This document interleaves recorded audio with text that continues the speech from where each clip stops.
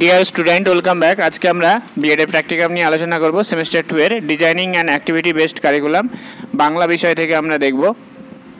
তো তোমরা আমাদের চ্যানেলের প্লেলিস্ট থেকে অন্যান্য যে প্র্যাকটিকামগুলো রয়েছে সেগুলো পেয়ে যাবে এবং আমাদের চ্যানেলটিকে অবশ্যই সাবস্ক্রাইব করে রাখবে।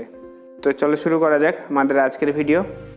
ফ্রন্ট পেজের এখানে টপিকের নাম designing and activity based curriculum, Bengali সাবজেক্টের উপর, অন্য সাবজেক্টের উপর আমাদের প্লেলিস্ট থেকে পেয়ে যাবে।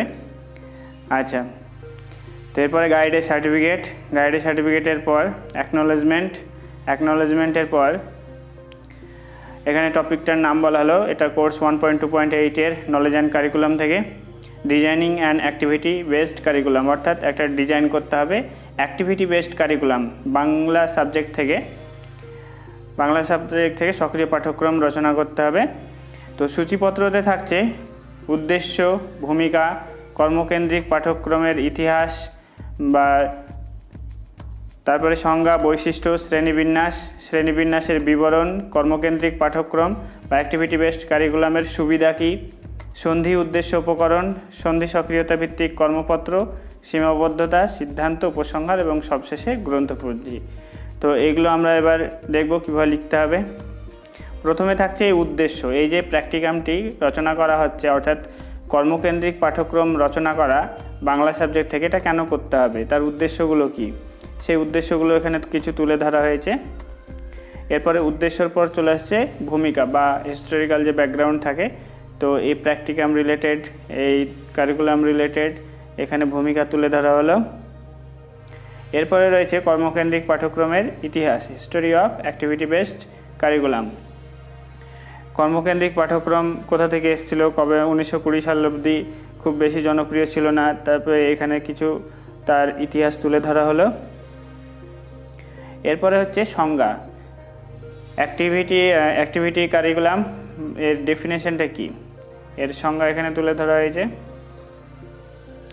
এরপরে হচ্ছে কর্মকেন্দ্রিক পাঠ্যক্রমের বৈশিষ্ট্য, কর্মকেন্দ্রিক ক্যারেক্টারিস্টিক্সগুলো এখানে তুলে ধরা হয়েছে, যে সমস্ত বৈশিষ্ট্যগুলো রয়েছে কর্মকেন্দ্রিক পাঠ্যক্রমের। এরপরে ক্লাসিফিকেশন বা শ্রেণীবিন্যাস, কর্মকেন্দ্রিক পাঠ্যক্রমের এবার শ্রেণীবিন্যাস। এরপর শ্রেণীবিন্যাসগুলোকে এবার ডিসকাস করা হয়েছে। যদি মনে হয় প্র্যাকটিকামটি বড় হয়েছে, এগুলোকে না দিলেও হবে, শ্রেণীবিন্যাস বলেও শুধু জাস্ট ওর ক্লাসিফিকেশনটাই দিলেই হবে, পয়েন্টগুলো দিলেই হবে, ডিটেলস দেওয়া দরকার নেই। আচ্ছা, এরপরে কর্মকেন্দ্রিক পাঠ্যক্রমের সুবিধা, অ্যাডভান্টেজ। কর্মকেন্দ্রিক পাঠ্যক্রম থেকে আমরা কি সুবিধা পেয়ে থাকি, দৈহিক বিকাশ, বৌদ্ধিক বিকাশ, এরপর মানসিক বিকাশ, প্রাক্ষবিক বিকাশ, নৈতিক বিকাশ, এই সমস্ত সুবিধাগুলো পেয়ে থাকি। সামাজিক বিকাশ। এরপরে আসছে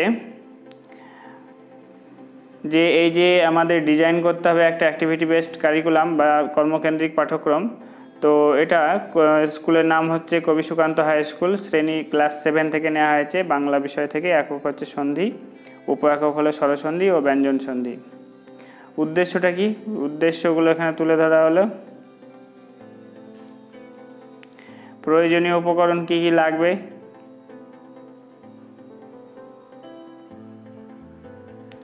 এরপর হচ্ছে সন্ধি, বিষয়বস্তুর বিস্তৃত আলোচনা,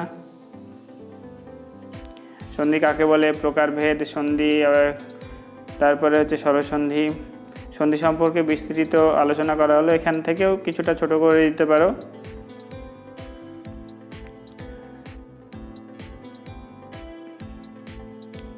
এরপরে ব্যঞ্জন সন্ধি বলতে কি বোঝায়,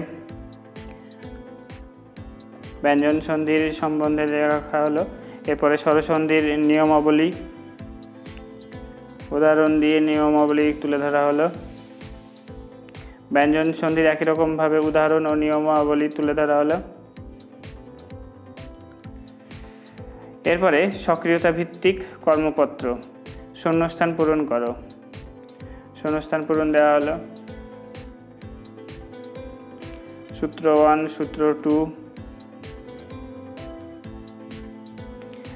এরপরে চলে আসছে সীমাবদ্ধতা, প্রত্যেকটা কাজেরই কিছু লিমিটেশন থাকে, তো এই কাজটার কী কী লিমিটেশন রয়েছে সেই সীমাবদ্ধতাগুলো এখানে তুলে ধরা হয়েছে।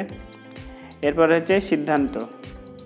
টোটাল কাজটা করার পর কেমন লাগলো, কি মতামত, নিজের একটা মতামত প্রদান করা, সিদ্ধান্ত গ্রহণ করা, এই সিদ্ধান্ত এখানে তুলে ধরা হলো। এরপরে রয়েছে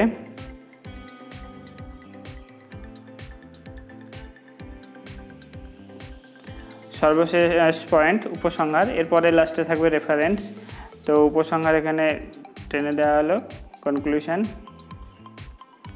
শেষে থাকছে গ্রন্থপুঞ্জি বা রেফারেন্স, যে সমস্ত বইগুলোর আমরা হেল্প নিয়েছি সেই বইগুলো এখানে তুলে ধরা হয়েছে, সেই সঙ্গে ওয়েবসাইট, ইউটিউব এটসেট্রা তুলে ধরা হয়েছে। তো এই ছিল আমাদের আজকের ভিডিও। সবাইকে অনেক ধন্যবাদ ভিডিওটি শেষ পর্যন্ত দেখার জন্য।